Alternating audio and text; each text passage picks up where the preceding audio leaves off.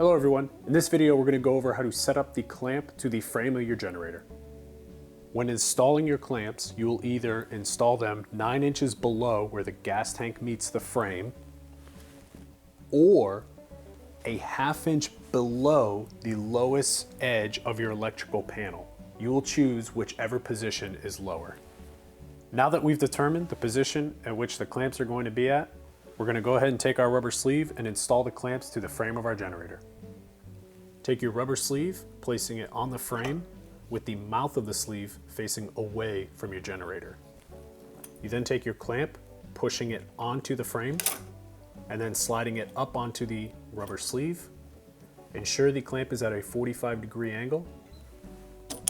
Tighten the clamp knob, and once you start to feel some resistance, 2 to 3 turns past that is when it should be tightened. Now that we've installed our first clamp, we're going to go ahead and set up the other 3 clamps on the frame of our generator.